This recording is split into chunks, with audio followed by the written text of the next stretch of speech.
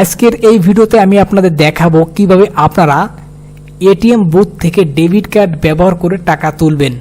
আপনারা অনেকে আছেন অনলাইন জব করেন বা ফ্রিল্যান্সিং করে থাকেন, তো বিভিন্ন সময় দেখা যায় আপনারা যখন প্রথমবার এটিএম বুথ থেকে টাকা তুলতে যাচ্ছেন, কোনো একটা সমস্যা ফেস করছেন, কিভাবে পিন দিতে হয় জানেন না, বা কিভাবে কার্ড প্রবেশ করাইতে হয় এটা জানেন না, নানা ধরনের সমস্যা কিন্তু ফেস করে থাকেন। তো আপনাদের জন্য আজকের ভিডিওটা আমি তৈরি করছি। আজকের এই ভিডিওতে আমি নিজেই আপনাদের দেখাবো কিভাবে আপনারা এটিএম বুথে কার্ড প্রবেশ করিয়ে পিন দিয়ে আপনারা টাকা তুলবেন। তো যারা দেখা যাচ্ছে বিশেষ করে ফ্রিল্যান্সিং করেন তাদের জন্য কিন্তু বিষয়টা খুবই গুরুত্বপূর্ণ, কারণ এখন কিন্তু অনলাইন ব্যাংকিং সেবা সব জায়গায় চালু হয়েছে।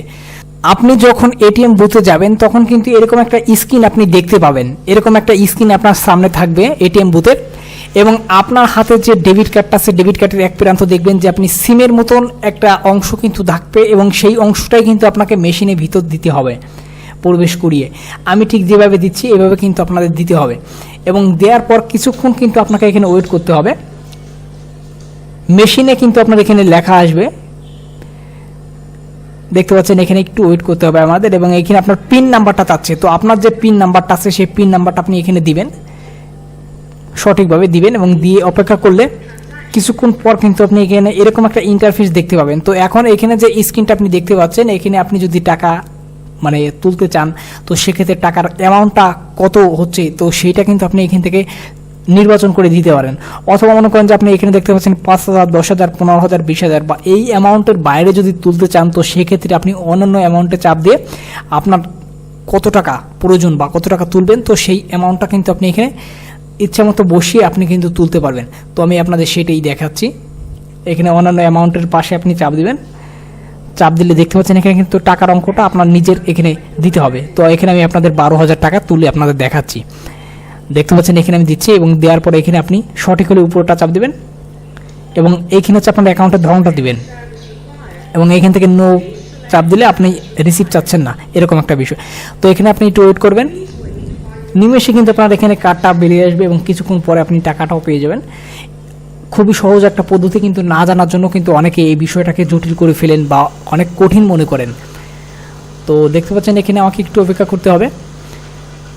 আপনারা কিন্তু ফ্রিল্যান্সিংয়ের যে টাকা বা অনলাইন ইনকামের যে টাকা কিন্তু এইভাবে আপনি নিমেষে বের করে নিতে পারবেন। দেখতে পাচ্ছেন এখানে কিন্তু আমার কার্ডটা চলে এসেছে।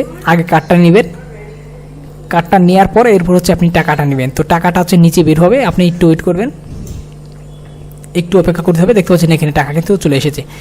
তো এই টাকা দেখতে পাচ্ছেন এখানে আমি বের করে নিয়েছি, এবং আপনি এখানে আরেকটা কাজ করবেন, সেটা হচ্ছে আপনি যে টাকাটা এখান থেকে নিচ্ছেন টাকাটা অবশ্যই গুনে নেবেন, এবং এখানে টাকা সেরা কাটা আছে কিনা এটা চেক দিবেন। যদি আপনার টাকায় সেরা কাটা থাকে তো এখানে এটিএম বুথে যে সিসি ক্যামেরা আছে সিসি ক্যামেরার সঙ্গে আপনি টাকাটা তুলে ধরবেন, এবং টাকার যে সিরিয়াল নাম্বার আছে এটা দেখাবেন সিসি ক্যামেরায়। এবং আরেকটা বিষয় হচ্ছে আপনার এখানে ঘড়িতে কয়টা বাজে এই বিষয়টা খেয়াল রাখবেন। এরপর হচ্ছে আপনি ব্যাংকে যারা কর্মকর্তা আছে তাদের সঙ্গে যোগাযোগ করে আপনি কিন্তু এই টাকার যে রিপ্লেস বা এটা পরিবর্তন কিন্তু করে নিতে পারবেন। আর এখানে আরেকটা গুরুত্বপূর্ণ বিষয় হচ্ছে, অনেক সময় দেখা যায় যেহেতু এটা এটিএম মেশিনের বিষয়, অনেক সময় দেখা যায় আপনার এখানে দুর্ভাগ্যজনকভাবে হয়তোবা যদি কখনো এরকম সমস্যা হয় যে আপনার এখানে কোনো একটা কারণে আপনার এখানে কার্ডটা ক্যাপচার হয়ে গেল, বা আপনার যে ডেবিট কার্ডটা এটা মনে করেন যে আপনার মেশিনের ভিতরে আটকে গেছে, তো এরকম যদি হয়ে থাকে তো সেই ক্ষেত্রে অবশ্যই আপনি ঘড়িতে কয়টা বাজে এটা দেখে নেবেন, এবং আপনার এখানে যে ব্যাংকের মেশিন সংশ্লিষ্ট ব্যাংকে এসে অবশ্যই যোগাযোগ করবেন, এবং এখানে ম্যানেজারকে অবশ্যই জানাবেন বিষয়টি।